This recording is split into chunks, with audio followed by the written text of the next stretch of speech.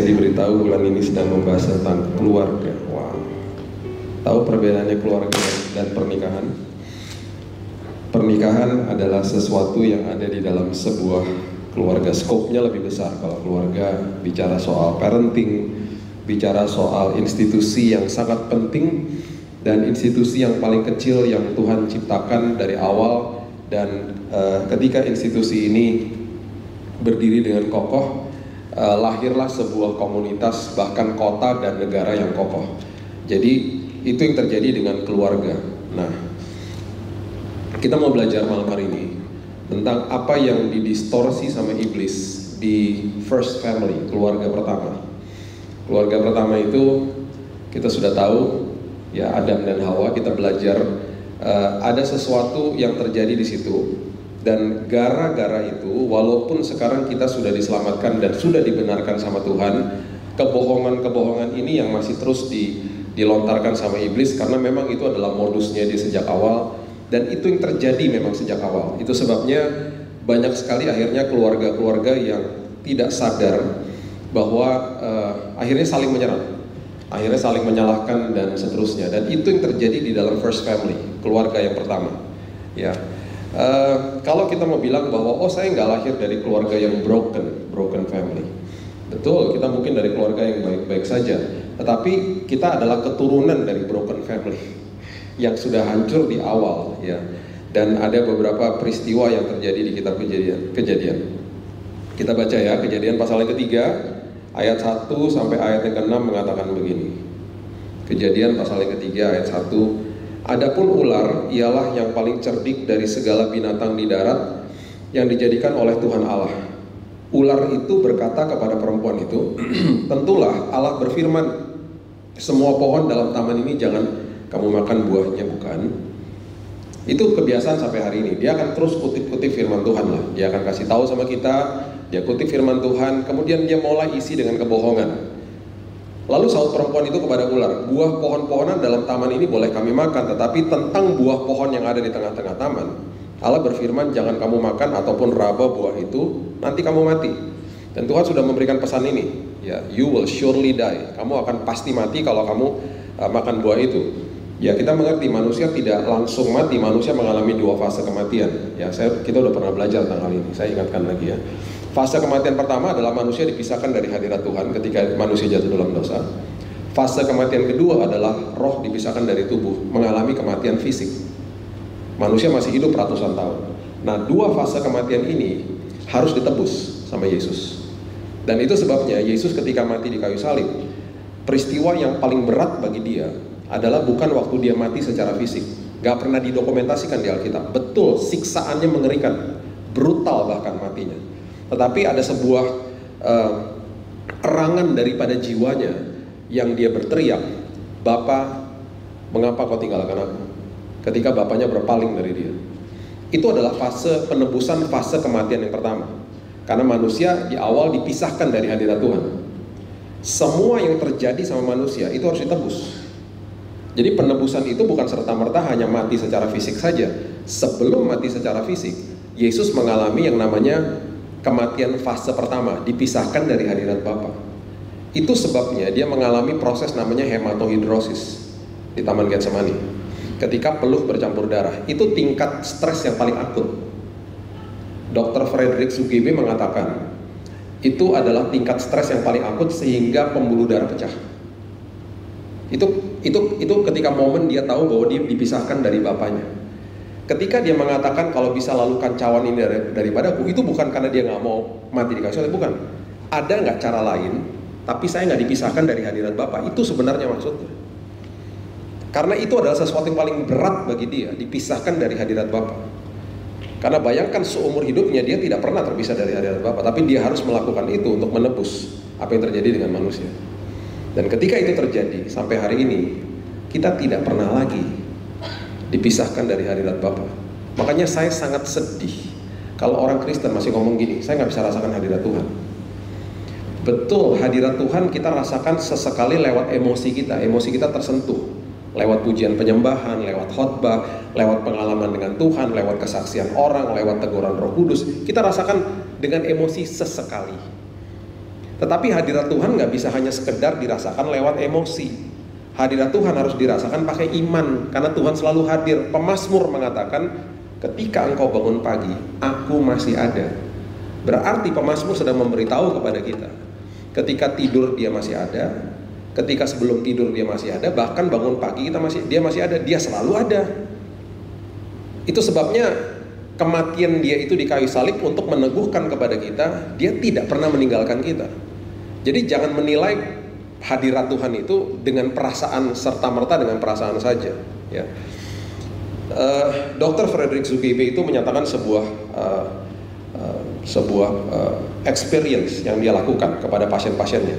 Dia katakan dia tidak pernah menemukan pasien yang mengalami hematohidrosis. Karena sebelum manusia sampai ke titik stres yang paling akut, manusia bunuh diri. Yesus mengalami tingkat yang paling akut, pembuluh darahnya pecah. Semua yang dia alami itu supaya kita hari ini tidak usah alami lagi. Itu sebabnya kalau orang Kristen sampai masih stres, masih hidup di dalam stres dan depresi, ada sesuatu yang salah sama dia. Karena yang terjadi di dalam dosa di awal ini sebenarnya. Kita lihat sebentar ya. Oke. Tetapi ular itu berkata kepada perempuan itu, sekali-kali kamu tidak akan mati. Dibohongin. Enggak lah, kamu gak akan mati. Kebohongan pertama nih yang keluar adalah ini, kamu gak akan mati. Padahal Tuhan sudah memberitahu, kamu pasti mati, you will surely die. Manusia waktu memakan buah itu, manusia yang mengaktifkan kematian. Kematian dari awal itu sudah ada, tetapi kematian selalu statusnya mati. Death was created, kematian ada, tapi kematian statusnya mati, alias tidak berkuasa atas manusia. Ketika manusia makan buah itu, manusia mengaktifkan kematian sehingga kematian berkuasa atas manusia. Itu maksudnya. Jadi Tuhan tidak membunuh manusia.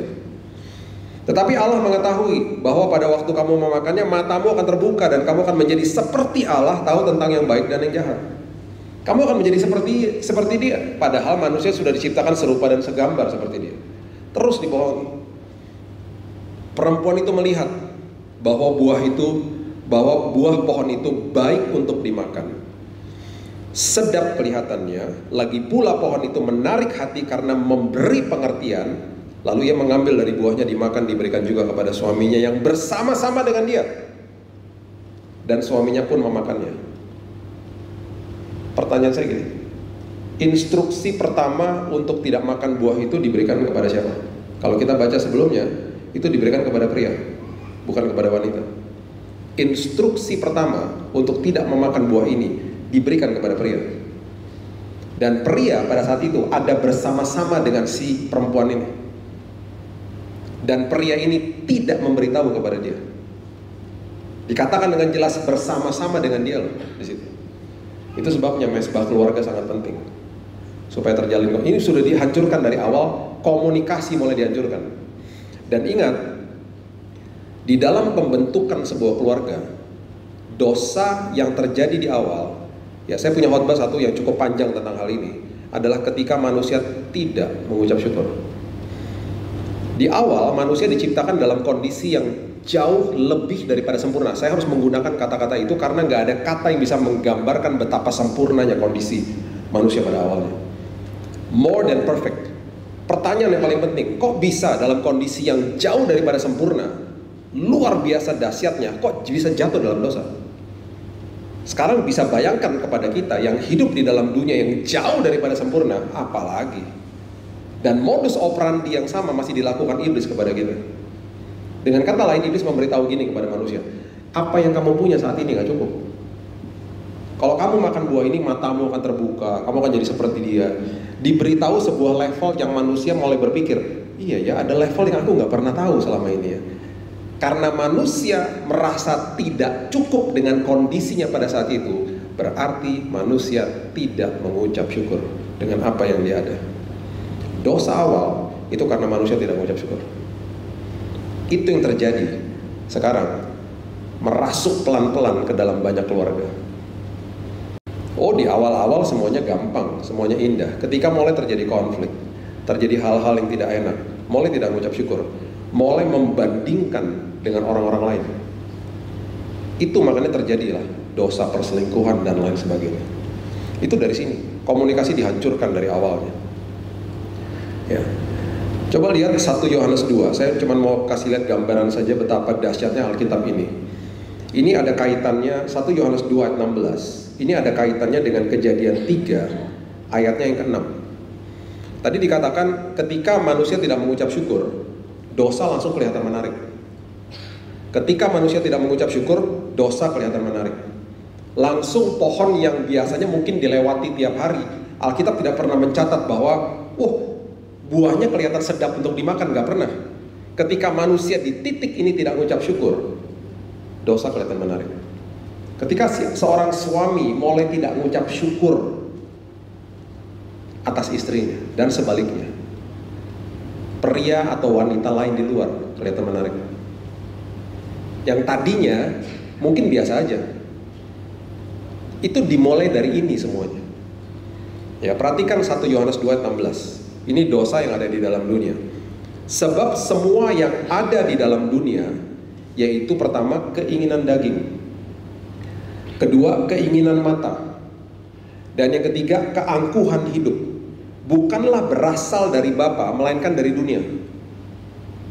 Oke, keinginan daging, keinginan mata, keangkuhan hidup. Sekarang kita balik lagi ke Kejadian 3 ayat 6, coba lihat. Kejadian 3 ayat 6. Perempuan itu melihat bahwa buah itu baik untuk dimakan. Dia melihat bahwa buah itu baik untuk dimakan. Keinginan daging. Kemudian Alkitab mengatakan sedap kelihatannya. Keinginan mata. Kemudian dikatakan pohon itu menarik hati karena memberi pengertian. Keangkuhan hidup. Itu semuanya nyambung sampai didokumentasikan di Perjanjian Baru. Saya hanya mau memberikan bukti aja kepada kita bahwa Alkitab kita yang ditulis selama 1.400 tahun oleh orang yang berbeda-beda, di tempat yang berbeda-beda, dalam kultur yang berbeda-beda, dalam bahasa yang berbeda-beda, semuanya nyambung. Itulah Alkitab kita yang luar biasa. Dan itu yang terjadi di dalam dosa yang awal. Jadi itu yang merasuk pelan-pelan masuk ke dalam rumah tangga, masuk ke dalam rumah, masuk ke dalam sebuah pernikahan. Keinginan daging, keinginan mata, keangkuhan hidup. Dan itu yang membuat akhirnya sebuah pernikahan hancur, pecah, dan lain sebagainya. Gara-gara itu. Yang satu mempertahankan dirinya, yang satu mempertahankan prinsipnya. Dan tidak akan ada titik temu. Itu sebabnya dari dulu saya katakan begini, ya, mencari orang yang tepat dalam hidup ini, itu mitos. Dia orang yang tepat bagi saya. Saya kalau dengar orang lagi konseling ya, kamu kenapa? Oh, karena dia orang yang tepat bagi saya. Yeah. Ketika dijelasin baru ngerti. Jadi gini, tidak ada satupun orang yang akan sanggup menjadi orang yang tepat bagi kita kecuali Tuhan. Karena siapapun yang kita nikahi, siapapun yang kita masuk menjalin hubungan dan akhirnya masuk ke dalam pernikahan dan menjadi rumah tangga, tidak mungkin memenuhi kebutuhan kita dari A sampai Z. Tidak mungkin. Tidak ada. Jadi bagaimana dong prinsipnya? Prinsipnya adalah saya harus jadi orang yang tepat bagi dia. Ketika dua-duanya mempunyai prinsip seperti begini, dua-duanya bangun pagi, saya harus jadi orang yang tepat bagi istri saya. Dia bangun pagi, saya harus jadi orang yang tepat bagi suami saya. Terjadilah sebuah rumah tangga dan keluarga yang dahsyatnya luar biasa. Yang terjadi adalah tidak saling menuntut. Perhatikan Kejadian 3 ayat 7. Yang pertama ya, saya berikan 3 poin aja cepat saja ya. Banyak sebenarnya. Yang pertama, Kejadian 3 ayat yang ke-7. Ini yang terjadi. Maka terbukalah mata mereka berdua dan mereka tahu bahwa mereka telanjang. Lalu mereka menyemat daun pohon ara dan membuat cawat. Yang pertama masuk dalam first family, dosa yang masuk, akibat dosa yang masuk ke dalam keluarga yang pertama adalah malu dan takut. Malu dan takut. Dan kemudian ini yang terjadi ya. Mereka mengambil daun pohon ara. Mereka menyemat daun pohon ara dan membuat cawat. Bukan dari Tuhan loh. Mereka yang ngambil sendiri, menutupi apa yang mereka rasa membuat diri mereka malu. Oke. Saya nggak punya banyak waktu untuk bahas Saya nggak usah buka ayatnya deh ya. Saya kasih tahu begini. Kalau kita membuka di kitab Markus dan ada juga di Matius, ingat Yesus mengutuk pohon ara. Ada satu momen dia mengutuk pohon ara. Ingat, ini daun pohon ara. Oke. Kenapa dikutuk pohon ara? Jadi Yesus lagi jalan sama murid-muridnya, kemudian dia menemui pohon ara yang lebat daunnya. Kemudian dicari buahnya, tidak ada toh. Dan karena gak ada buahnya, pohon itu dikutuk. Ini pengertiannya. Pohon ara mempunyai karakteristik yang selalu berbuah dulu, baru berdaun. Berarti kalau dia lihat ada daunnya, berarti harusnya udah ada buahnya. Jadi waktu Yesus mendekati, dicari buahnya, oh kok nggak ada? Cuma ada daun-daunnya. Dikutuk. Kenapa? Karena daun pohon ara adalah lambang kemunafikan. Kaitannya sama apa? Dosa pertama. Manusia menutup kemaluannya, menutup dosanya dengan daun pohon ara, lambang kemunafikan. Ini yang masuk ke dalam keluarga demi keluarga. Tidak ada kejujuran, tidak ada open communication, komunikasi terbuka, tidak ada. Dan itu yang harus diperhatikan. Saya mau bukakan ini kepada kita semuanya, untuk yang menikah dan yang belum menikah, supaya mengerti bahwa kita ini mempunyai kecenderungan untuk seperti ini. Itu sebabnya dari awal pernikahan saya bilang sama istri saya, hidup saya adalah hidup yang terbuka. Berarti HP saya terbuka untukmu. Dia bebas membuka apa saja. Biasanya di dalam pernikahan sekarang, kita menutup hidup kita dengan daun pohon ara, yaitu apa? Dikasih PIN nomor teleponnya, supaya istri atau suami nggak bisa buka. Dan kalau istri atau suami buka, kita langsung keringet dingin. Karena ada rahasia-rahasia di dalam situ. Karena hidupnya tanpa disadari mulai ditutup dengan daun pohon ara. Itu yang terjadi. Itu sebabnya kalau kita mau belajar tentang hal ini, kita akan mengerti bahwa akhirnya Tuhan itu sudah membebaskan kita. Akhirnya Tuhan membebaskan dengan tidak memberikan daun pohon ara. Ini yang terjadi. Kejadian 3:8, coba lihat. Kejadian 3:8 sampai 11, coba lihat. Ketika mereka mendengar bunyi langkah Tuhan Allah yang berjalan-jalan dalam taman itu pada waktu hari sejuk, bersembunyilah manusia dan istrinya itu terhadap Tuhan Allah di antara pohon-pohonan dalam taman. Ini dosa tuh akhirnya menghasilkan ini, malu, takut. Tetapi Tuhan Allah memanggil manusia itu dan berfirman kepadanya, di manakah engkau? Makanya pernah ada sitkom di televisi, suami-suami takut istri, betul? Itu yang main teman baik saya, Bang Tigor tau, yang main itu teman baik saya. Ia menjawab, ketika aku mendengar bahwa engkau ada dalam taman ini, aku menjadi takut karena aku telanjang, sebab itu aku bersembunyi.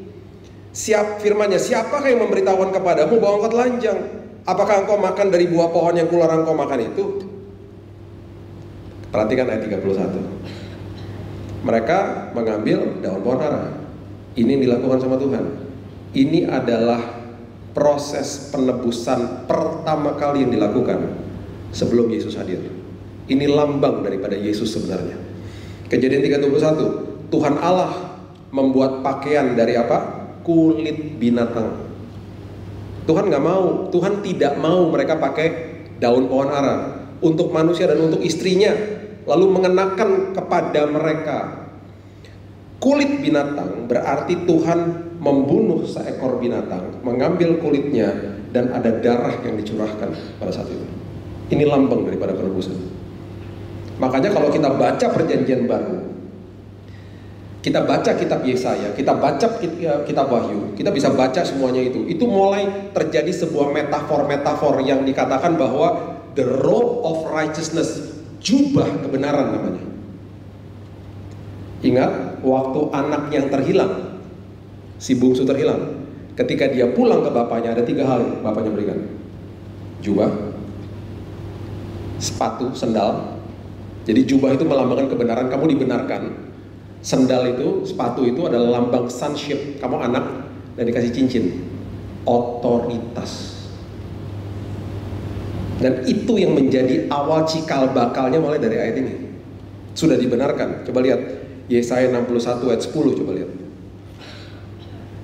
Yesaya 61 ayat 10. Aku bersukaria di dalam Tuhan, jiwaku bersorak-sorai dalam Allahku, sebab ia mengenakan pakaian keselamatan kepadaku, the robe of righteousness, dan menyelubungi aku dengan jubah kebenaran, seperti pengantin laki-laki yang mengenakan perhiasan kepala dan seperti pengantin perempuan yang memakai perhiasannya.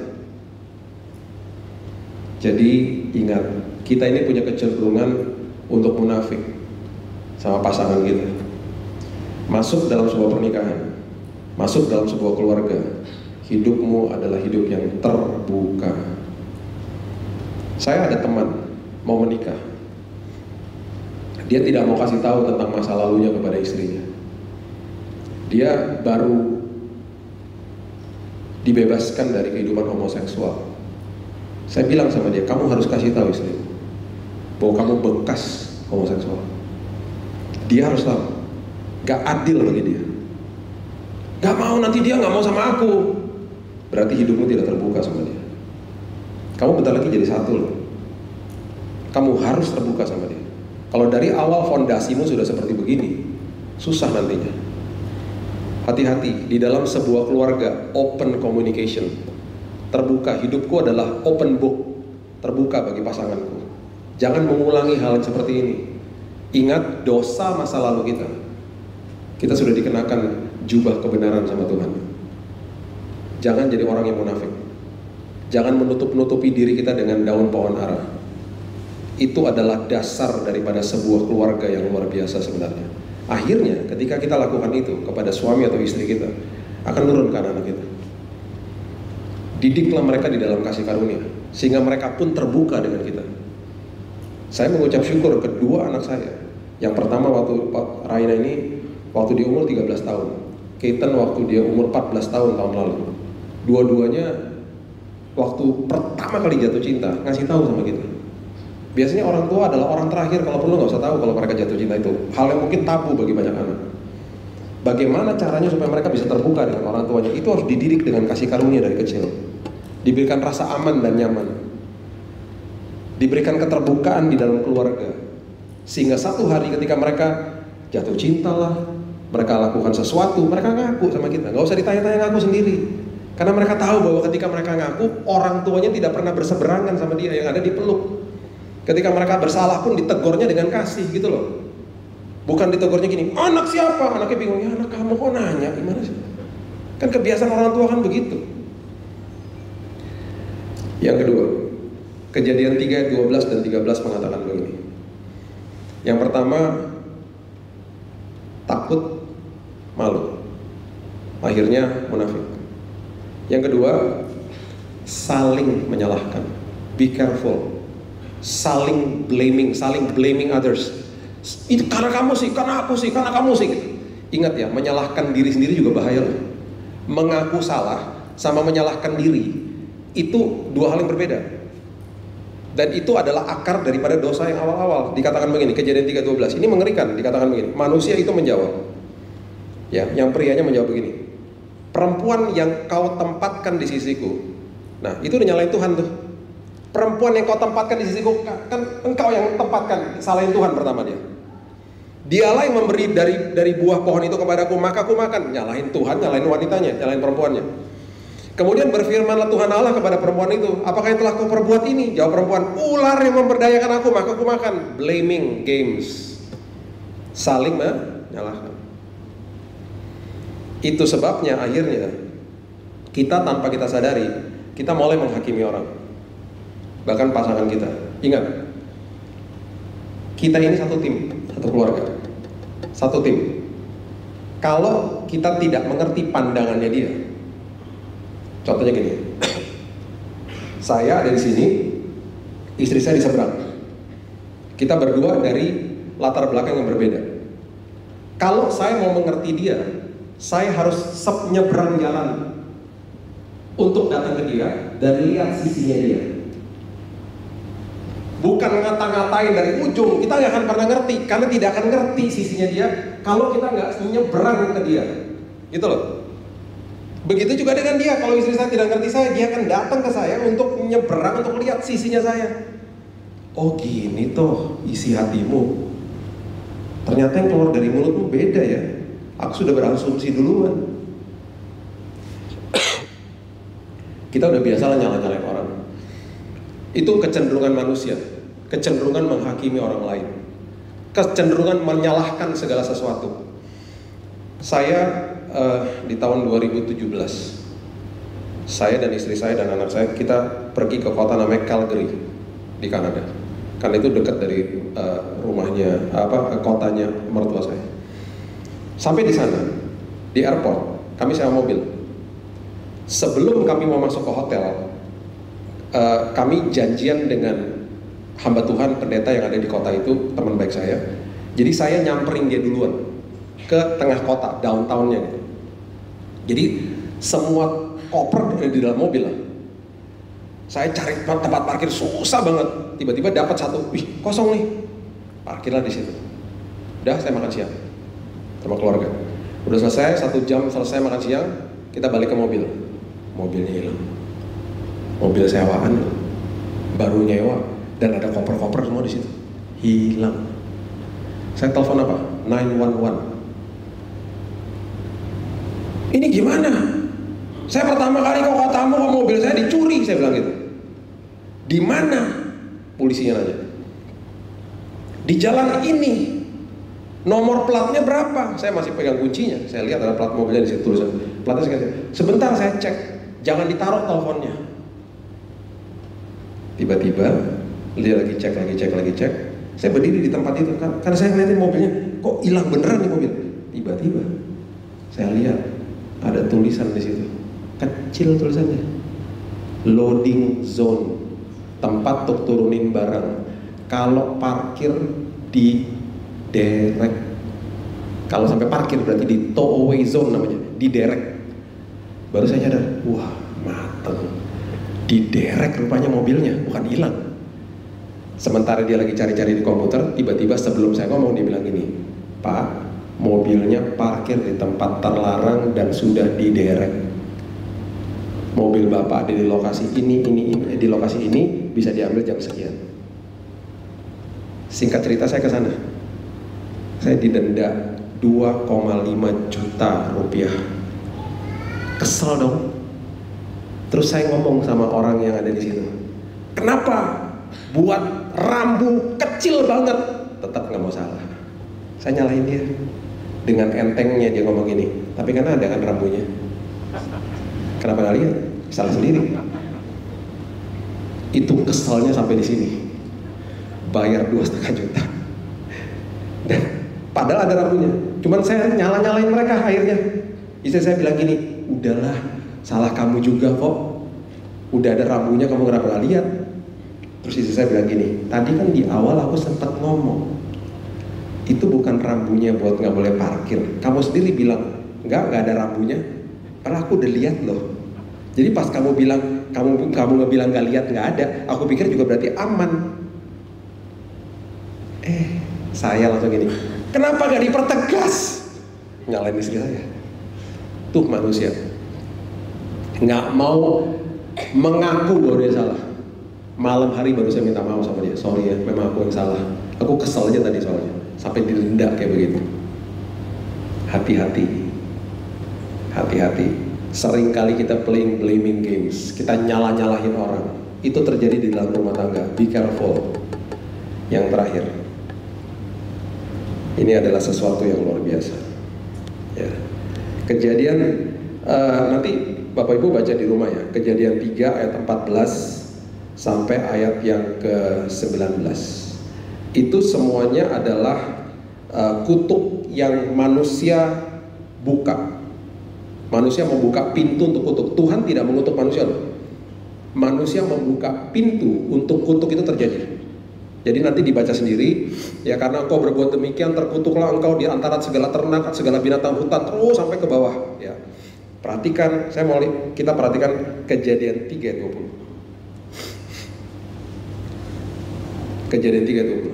Ini pertama kali. Dari tadi kenapa saya bilang perempuan-perempuan? Ini pertama kali. perempuan itu disebut Hawa. Tuhan tidak pernah memberikan perempuan itu namanya Hawa. Baru tahu ya? Tidak pernah. Yang memberi nama Hawa siapa?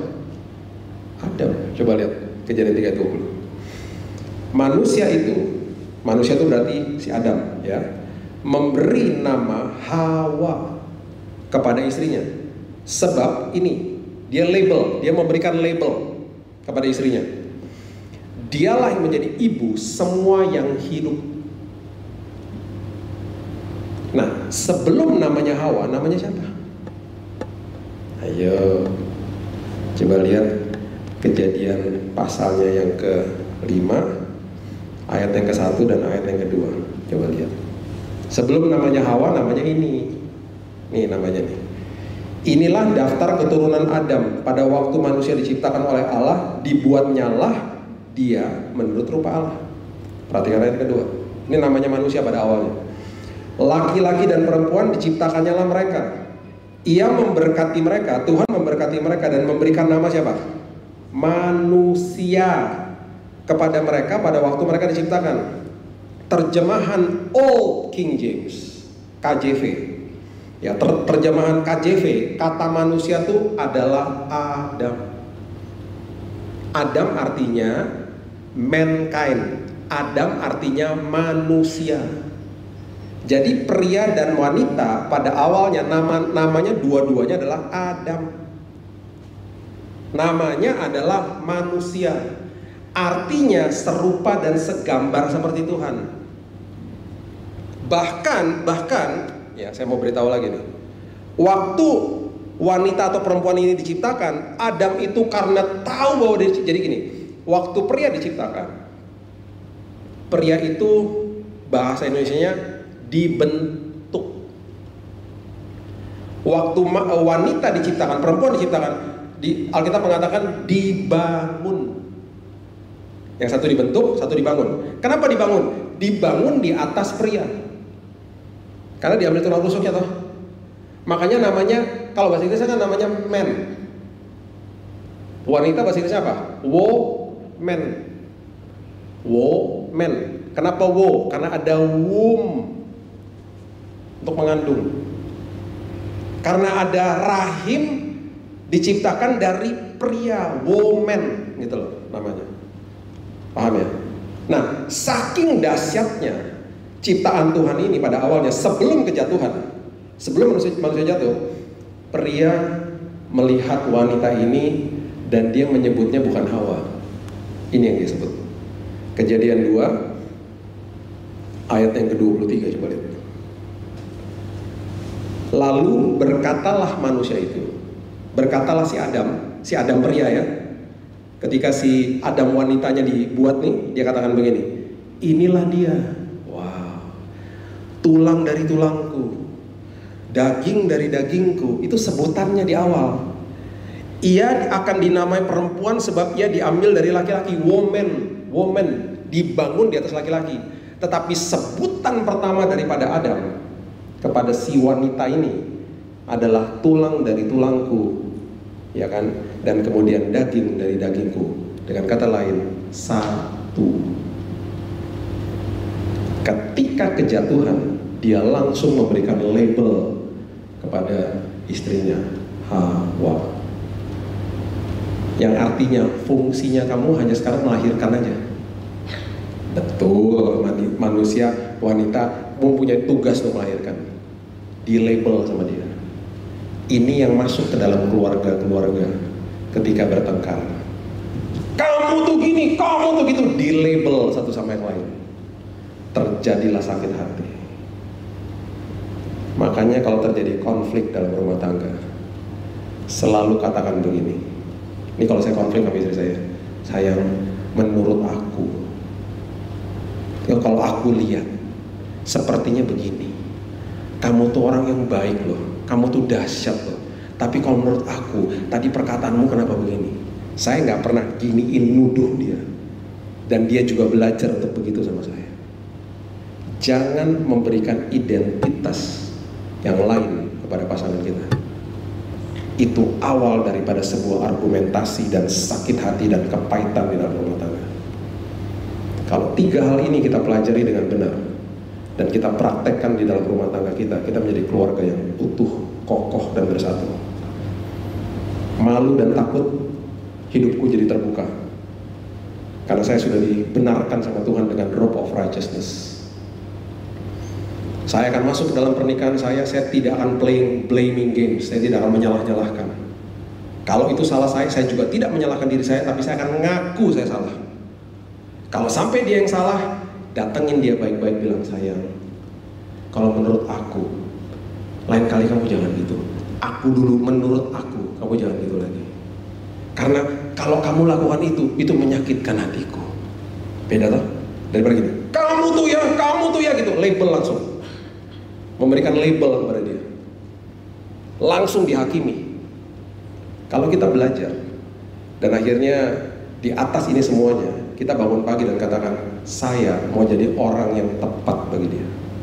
Saya mau jadi orang yang tepat bagi anak saya.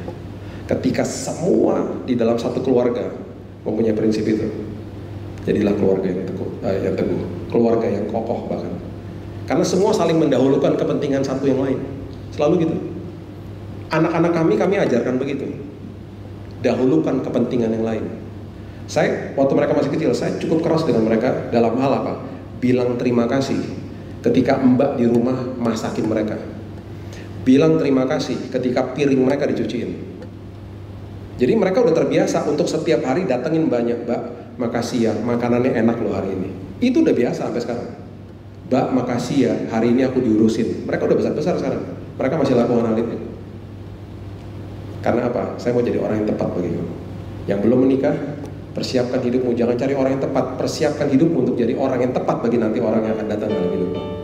Ketika prinsip ini kita lakukan, kita menjadi keluarga yang luar biasa. Berikan tepuk tangan kita untuk Tuhan kita.